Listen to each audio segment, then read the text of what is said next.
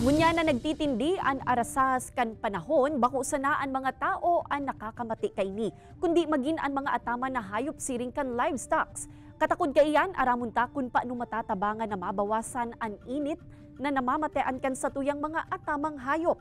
Sa pakikipag-ulay ta live ki Dr. Marily Lingua, an OIC City Veterinarian kan Siyudad ni Naga. Magandang hapon po, Dr. Marily. Yes po, magandang hapon po, ma'am. Doc, ngayon pong mainit ang panahon. Kung init na tayong mga tao sa mahigit 40 degrees Celsius na heat index, sa mga hayop gaya ng livestocks, mas mainit po ba o doble ba ang init na kanilang nararamdaman?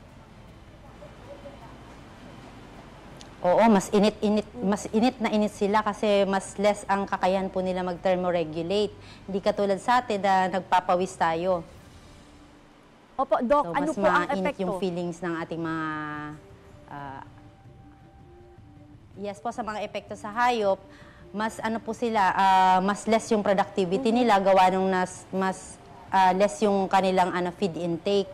And sa atin pong namang mga pets, prone sila dun sa heat stroke. So, nakakaramdam sila ng sobrang paghinga.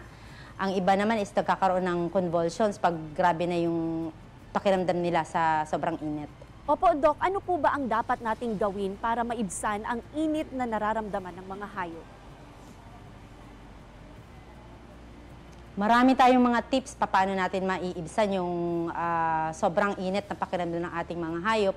Una doon, dapat hydrated palagi yung ating mga alagang hayop. Palaging available yung tubig. Sa atin namang mga pets and mga livestock, kailangan minimize yung exercise. Iwasan natin yung sobrang activities. And mag-isip tayo ng paraan para makapag-cool down sila, like pag-provide ng electric fan, mist, lalo sa mga baboy. Then, iwasan natin maging crowded sila sa mga kulungan. Then, sa mga livestock naman, katulad ng mga kalabaw at baka, kailangan nasa shaded area sila. And sa mga pets naman natin, yung mga hahaba ang mga balahibo, kailangan ang hairstyle mo nila, yung mga kalbo, para mas mapresko ang pakiramdam nila. And i-monitor natin yung mga signs ng stress, ng heat stress sa ating mga hayop. Opo, Doc, paalala na lang po sa mga livestock owner, lalo't sa projection po ng Pag-asa, titindi pa ang init na mararamdaman sa mga susunod na araw.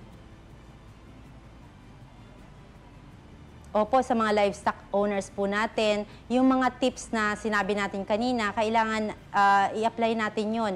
Ang tubig, kailangan available, minimize yung exercise or activities, mag-livestock man yan, magbaka, baboy, lahat.